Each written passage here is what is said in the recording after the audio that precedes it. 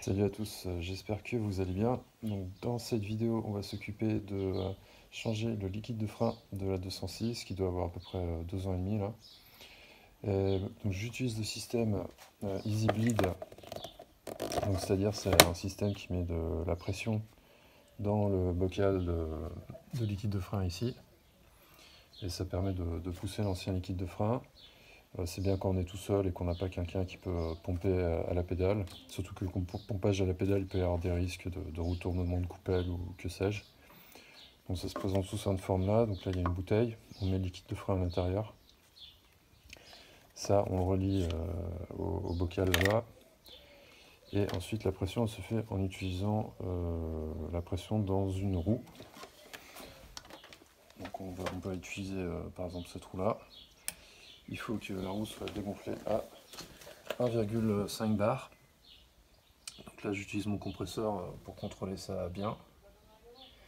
Voilà, donc là maintenant que la pression est contrôlée, je vais enlever, je vais mettre ça. Alors d'abord il faut mettre le liquide, parce que là en fait il n'y a pas de robinet, hein. Dès qu'on branche, tout de suite ça met de la pression, donc ça va me dégonfler le pneu. Et je peux lancer la procédure. Alors concernant le liquide de frein que j'utilise, avant j'utilisais cette marque, donc Géride. C'est un flacon en métal. Le seul problème que ce flacon a, c'est que je sais pas pourquoi, avec le temps il fuit. Donc là, on peut voir là c'est tout mouillé. Là il y a une flaque en dessous. Donc je vais arrêter d'utiliser ces flacons parce que celui-là il n'était pas fini. Je sais pas par où ça fuit. Et cette année je vais essayer Bosch, une Dot 4. Flacon tout plastique, donc lui il devrait pas fuir. Et au moins pour le stockage ça devrait être mieux. Alors pour préparer la procédure, là j'ai mis du liquide de frein au maximum. Dedans il y a une petite grille de protection, mais je la laisse. J'ai connecté le couvercle. Il faut faire attention, des fois il faut resserrer l'écrou, ou il faut le serrer mais pas trop non plus parce que ça peut causer des fuites une fois qu'on va mettre sous pression. Donc il faudra surveiller. Là j'ai mis le liquide de frein, donc j'ai vidé une bouteille, hein, c'est un demi-litre. Et là maintenant je vais pouvoir connecter à la roue le câble de pression, enfin le câble, la durite pour la pression. Et là je connecte, faut aller vite pour pas perdre trop de pression.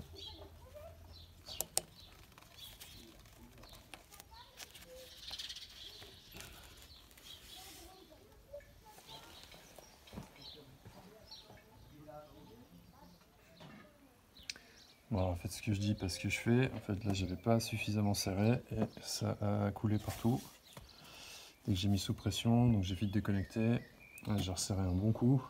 En fait il faut serrer le plastique jusqu'à ce que ça bouge plus, hein. Et là c'est bon, là c'est sous pression. Donc maintenant je vais pouvoir passer sous la voiture et je vais ouvrir les vis de purge. Alors, je suis assez déçu de mon Easy Bleed parce qu'en fait il passe son temps à fuir. Je l'ai utilisé 3 fois. Donc je recommande vraiment de mettre un torchon là autour, parce que ça peut fuir soit autour donc le joint dans le capuchon, soit le joint avec le tuyau. Et surtout dès qu'on met la pression, ça peut couler, et si on ne fait pas attention, ça coule assez fort. Donc là, il y a le niveau, j'ai vidé une bouteille d'un demi-litre dans le réservoir, et je vais maintenant connecter l'air avec la roue. Donc dégonflé à 1,5 bar. Alors sur 206 avec ABS, la procédure, si on commence roue avant gauche, roue avant droite, roue arrière gauche et roue arrière droite. Donc pour les roues avant, on a de la chance, c'est qu'on a accès là. Alors donc j'ai braqué le volant à fond, je l'ai verrouillé avec le Neumann. Là j'ai déjà desserré, débloqué la vis de purge. Si on sent que ça coince un peu, il vaut mieux utiliser un peu de dégrippant. Ça peut casser. Si ça casse, c'est compliqué après. Enfin, il faut percer l'étrier, la voiture est non roulante. Donc là, j'ai mis le tube avec une bouteille pour récupérer le liquide usagé. D'ailleurs là-bas on voit j'ai remis le seau parce que comme je disais, mon Easy Bleed il n'arrête pas de fuir. Et le liquide de frein il peut couler. Alors je sais que normalement la bouteille il faudrait qu'elle soit au-dessus du niveau. Il y a des bouteilles dédiées qui servent à ça. Bon, avec un Easy Bleed c'est moins gênant parce que comme il y a la pression en continu, l'air peut pas rentrer, enfin on peut vite reverrouiller ici pour bloquer, pour empêcher les bulles d'air de rentrer dans le système. Donc c'est pas très gênant avec un Easy Bleed. Et puis dès qu'on voit du nouveau liquide qui arrive, c'est bon, on peut fermer et passer à la roue suivante. Voilà, là j'ai ouvert, ça coule, ça goutte.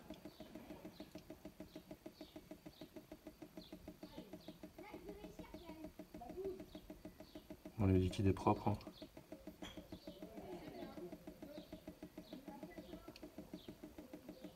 Je surveille aussi le niveau dans la bouteille parce que forcément il baisse. Il y a un niveau minimal en dessous duquel il ne doit pas passer. Sinon ça fait rentrer de l'air dans le système.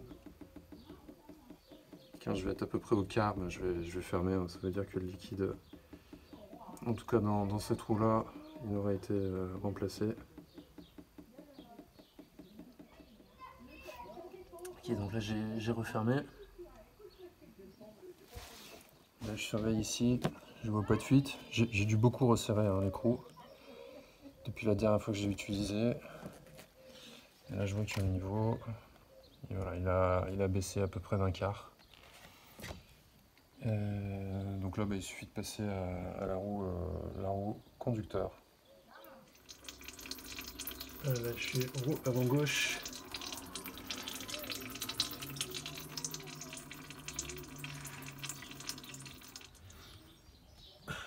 Voilà, donc je vous montre à l'arrière comment c'est fait. Alors je vous épargne la troisième roue, ça c'est la dernière, donc c'est la arrière côté conducteur. Donc la vis de purge elle est là-haut. Alors l'accessibilité là c'est plus compliqué parce qu'on peut malheureusement pas braquer les roues. Et en plus comme j'ai l'avant qui est élevé, du coup l'arrière ça le baisse. Et de ce côté là il y a la roue de secours. Donc en fait c'est le même principe, hein, donc faut juste arriver à débloquer la vis de purge. Alors moi j'utilise ce type de clé, alors c'est du 8. Bon, soit on peut utiliser une clé à tuyauter, soit une clé comme ça marche bien. Ce qu'il faut c'est bien prendre sur l'ensemble de la vis de purge. Parce que si jamais on utilise ce côté, il y a un risque de foirer la tête de vis. Donc bien utiliser ça. Juste un coup pour débloquer.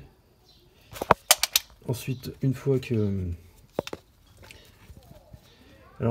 c'est débloqué, placer le tuyau de purge, mettre le tuyau dans la bouteille. Alors c'est vrai que c'est mieux d'avoir une petite bouteille, hein, parce que là mon gros bidon d'huile c'est pas génial. Ensuite ouvrir, en fait je le fais avec les doigts, je termine de dévisser la vis de purge avec les doigts. Ça coule, voilà, je laisse couler un petit moment et ensuite je referme avec les doigts et ensuite je ferme bien avec la clé. Alors faut vraiment pas forcer, faut fermer jusqu'à ce que le filet d'huile s'arrête. Une fois qu'il s'arrête, juste mettre un tout petit coup pour bloquer la vis, mais vraiment pas forcer dessus parce qu'il y a risque de casse. Voilà, l'opération est terminée, donc là je suis juste au-dessus du niveau minimum. Maintenant ce qu'il faut faire c'est enlever l'air. Voilà. Et maintenant il faut... donc c'est bien, là ça n'a pas coulé, ça a arrêté de couler, donc il faut vraiment serrer, faut serrer fort. Maintenant ce qu'il faut c'est enlever le trop plein de liquide de frein là-dedans, à la seringue. Alors si, je crois qu'en fait pendant que je remplissais ça a coulé là parce que je vois que c'est humide autour. Donc donc faut bien mettre un torchon comme ça, s'il y a un petit peu de fuite ça absorbe. Et ouais, pourtant j'ai vraiment que ce soit bien serré pas serré ça fuit. Je crois que le caoutchouc il est pas en bon état. Je vais voir si je peux le remplacer, en mettre un neuf. Alors ça veut dire qu'il faut le changer après chaque utilisation. Donc là il y a une grille de protection anti-saleté. Donc pour enlever en fait c'est simplement, il faut un peu gratter et arriver à le tirer. Bon, là, à une main, ça va être compliqué. Et après, me faire sortir le liquide de frein en trop avec une seringue. Voilà, donc là j'ai sorti le surplus de liquide de frein à la seringue. Donc en tuyau, c'est simplement un tuyau d'aquarium. Et là, c'est une seringue qu'on peut trouver en pharmacie, donc je le remets dans le vieux bocal. Et voilà, donc là je suis en dessous de la flèche max. Voilà, là c'est bon, c'est terminé. Alors, mon avis sur EasyBleed, je pense que c'est un produit qui est vraiment très bien. Le souci, donc, c'est ce problème d'étanchéité au niveau de la connexion là-bas avec le bocal de liquide de frein. Donc je vais contacter le fabricant, je vais lui demander quelles sont les références des joints et s'il n'a pas d'autres joints meilleurs à installer. Je vous ferai part de sa réponse. L'alternative, c'est d'utiliser la méthode dite à l'ancienne, c'est-à-dire on pompe à la pédale de frein avec un tuyau avec un clapet anti-retour et une petite bouteille. Alors on peut le faire tout seul, l'inconvénient c'est qu'on voit pas ce qu'on fait. Sinon il faut être deux pour surveiller. En tous les cas, voilà, j'espère que cette vidéo vous a été utile. Si ça a été le cas, n'hésitez pas à mettre un pouce bleu pour la promouvoir afin que d'autres puissent la trouver. Faites-moi part aussi dans les commentaires de comment pour vous l'opération s'est déroulée. Et enfin, n'hésitez pas à vous abonner à la chaîne pour être notifié des prochaines vidéos qui vont sortir. Portez-vous bien, à très bientôt.